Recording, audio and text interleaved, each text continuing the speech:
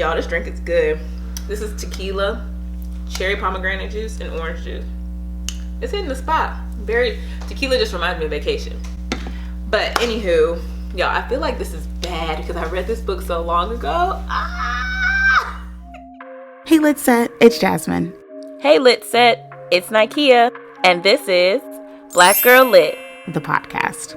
We're a podcast now, guys. Where Black girls are lit. We get lit. And we read lit. This is Black Girl Lit, the podcast. Hey, Lit Set, Nikea here, back with another quick lit. Jazmine and I are actually reviewing the same novel. So Jazmine actually read this novel first and she told me about it, so I quickly grabbed it up. Y'all know me, I listen to it on audiobook because I like to multitask, especially if it's a filler book and I don't have to pay too much attention. But now looking back in retrospect, I sort of regret that because I was trying to put some notes together and some scenes and your girl is struggling. But go ahead, grab your drink. Let's get lit and into this lit. The name of this novel is The 7 Husbands of Evelyn Hugo. Yes, you heard that correctly. 7, all right?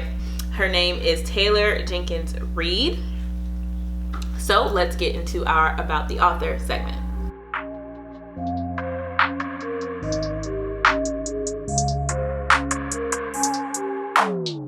There's not a lot about Taylor on her website. Hopefully Jazz gave y'all some information because I have not watched her episode yet because I wanted mine to be my own, be independent, be fresh, and so we can see our different takes on the same novel. And all I learned is that she lives with her husband in LA, and she also wrote this novel called Daisy Jones and the Six, which is actually another novel that's been on my want to read list. Like, it always pops up and I'm like, this seems kind of interesting. So now that I've read this novel by her, definitely open to reading more.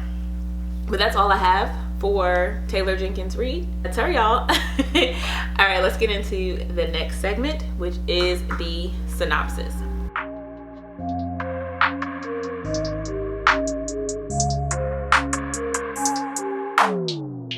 Y'all, so I checked on my Goodreads. I read this novel about 7 months ago, and I read it in 3 days, or listened to it in 3 days. This was in April, back when we were in the thick of quarantine and people actually were quarantining. Evelyn has been a very secretive, famous movie star.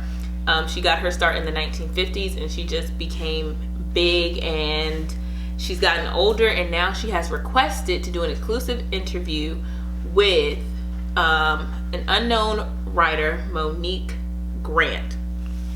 And everybody's like, why did you choose her? Why Monique? You know, what's the whole story there?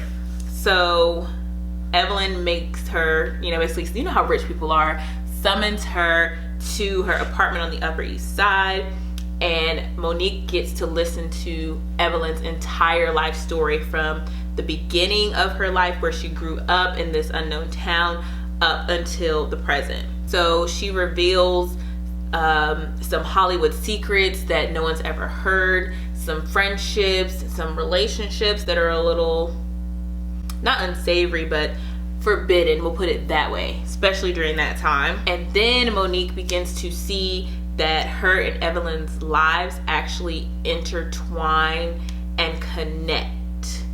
And we get to see how Monique actually feels about that. We do learn some stuff about Monique, but it's more of a background. I can't remember exactly.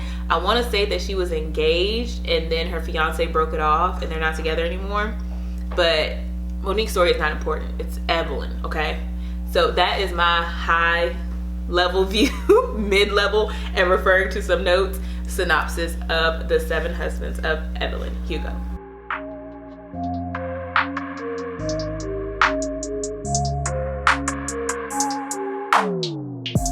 Okay, so my initial reactions. So when Jazmine was telling me about it, I was like, oh, this is good. This seems spicy. Let me read it.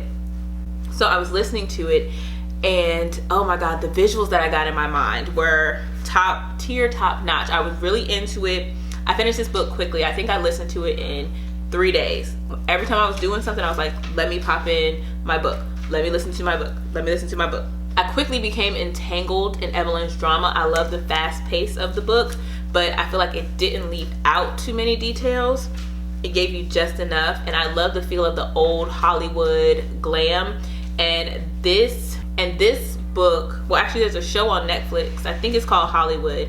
It reminded me of this book because I read the book before the show came out, and a lot of the storyline from the show parallels with what Evelyn was saying in her book, especially dealing with stuff like during that time with Black actors and actresses in old Hollywood, how people became famous, how ruthless people were, how people did sexual favors just to get famous, how people had cover marriages to hide that they were either a lesbian or that they basically same gender loving people had to hide the fact that they loved the same gender, so they would marry somebody of the opposite gender, and then they would both have secret affairs and secret relationships on the side.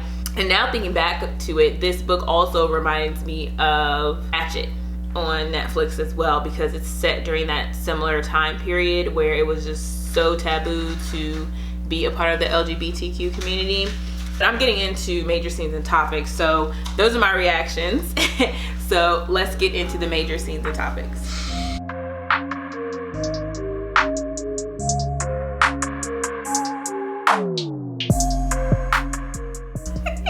I can't think of any major scenes and topics, but the one thing that stuck out to me, or things that stuck out to me, were the reasons behind Evelyn telling Monique and choosing her to tell the story. And Evelyn felt bad for something that she did. Now, I don't remember everything, so I'm just gonna give you a little spoilers, and hopefully my details are not too off because I did read this book a while ago.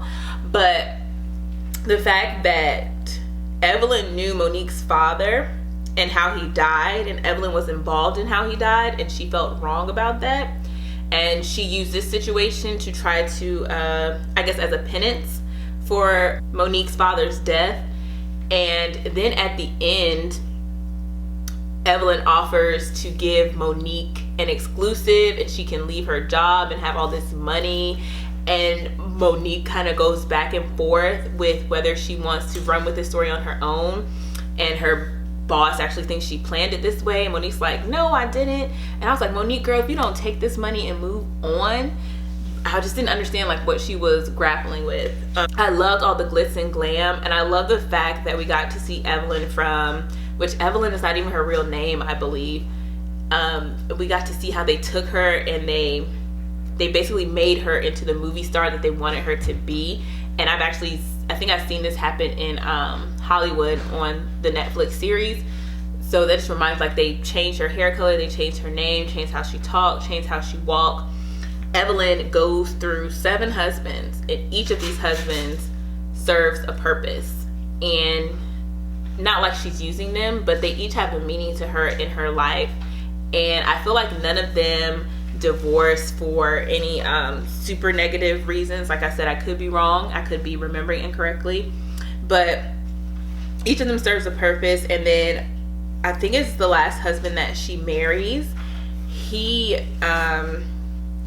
gives her a child. They have a child together, and they're the ones, he is in love with a man and she's in love with a woman. He's in love with a Black man. So Evelyn's husband was in love with a Black man, I think a photographer. I think that's Monique's father, his job. So Monique's father was having an affair with Evelyn's 7th husband, and Evelyn was with another woman, a famous movie star, a fictional famous movie star. So that's how Evelyn and Monique are connected. And when I found that out, I was like, what? And the fact that Evelyn was involved in his death and the shady things that happened after that, I was just like, dude, not okay. But Evelyn and her last husband were in a beard marriage, or a cover-up marriage, because both of them are same gender loving people. So during that time, you can't just be out.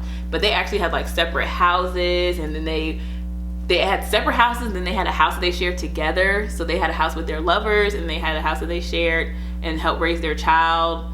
It's a whole tangled up mess. Now I want to go back and read it again just to make sure that I got my stuff together, because baby, So So that's some major stuff that happened. I can't remember like all the minutia and the details of the previous husbands, but that last one really stuck out to me. And the last husband was actually someone that she known all her life. Now, topics. So I don't know if the author like explicitly was trying to talk on this topic, but as you can see, like the evolution of society, I guess throughout time and throughout history, because now if there was an actor that is same gender loving, it's nothing. It is what it is. Like, you like somebody that's the same gender, it's not a big deal in this day and time. Also, another topic that I think is worth mentioning is like things like control and manipulation, and just the things that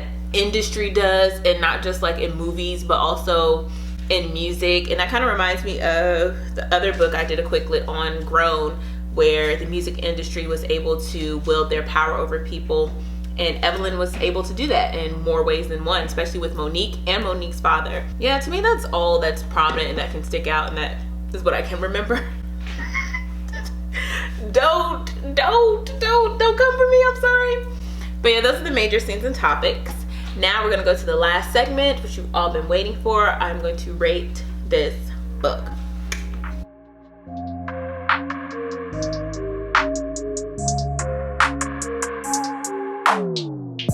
Okay, so y'all know we have a new rating on our rating scale. So now we have 5 elements on which you can rate your books on the Black Girl Lit scale. We have sober, buzz, tipsy, faded, which is new, and we have lit. So I don't know what Jazmine rated this book. Again, I have not watched her review yet because, you know, I'm the editor over here, so I haven't watched it. So this can be purely my thoughts. That's why it's super trash. So I'm gonna give this book a lit.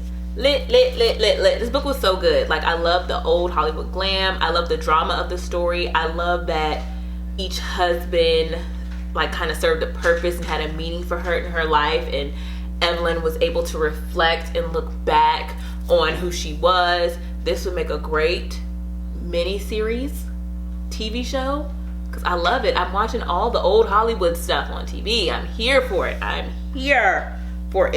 Which is good, very well written. And I didn't hate Evelyn even after being told her story. So I was able to, you know, like Evelyn. I was able to like Monique. I actually like Evelyn more than Monique. Monique was a little problematic for me.